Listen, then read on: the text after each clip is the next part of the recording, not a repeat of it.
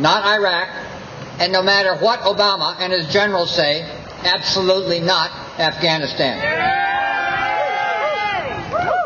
Waging war has become a state of being here in the United States. We are a warrior nation, an occupier, a bomber, an invader. In my lifetime, we have nearly always been at war.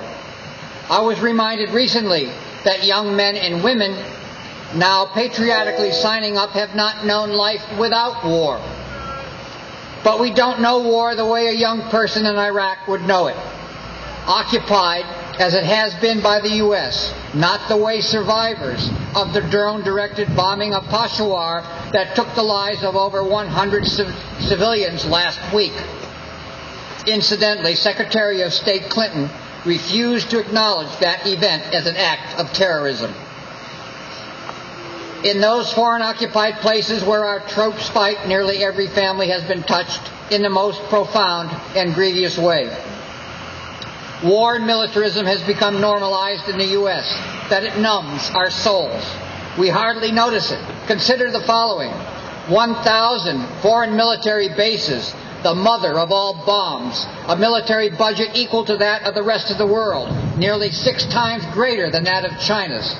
A healthcare system that leaves 40 million without insurance, an education system that has our children in a second tier among nations, a crumbling infrastructure, all related to the drain of our militarism.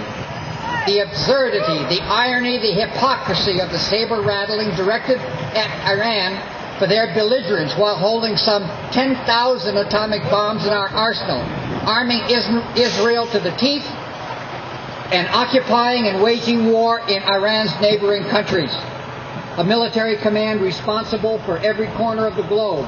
Imagine if Afghanistan had a North American command, or Liberia a Western Hemisphere command. And a media that refuses to expose the absolute insanity of the big picture. Yes, our militarism has numbed us, and it has deprived Americans of the ability to empathize. Consider this hypothetical picture posed by author Glenn Greenwald. Suppose there was a Muslim country that invaded the U.S. with 150,000 troops and proceeded to occupy our country for the next 8 years, dropped bombs on wedding parties, slaughtered men and women and children who were innocent, created prisons in our country where our citizens have been imprisoned for years, created an overseas island prison where they shipped other citizens who were tortured and were beyond any justice. And at the same time, this Muslim country were threatening to do the same in our neighboring countries. How much rage and anger and the desire for vengeance and violence would we then feel? The result of all this can be seen or not seen in our anti-war rallies. Here's an example. Since shock and awe, that's Dud Hendricks, have been vigiling with friends at Deer Isle. Thankfully, our corps remains faithful, about 10 or 12. Each week, at the conclusion of our vigil, we circle to share thoughts and notices of upcoming events. Since Obama's election, something has changed.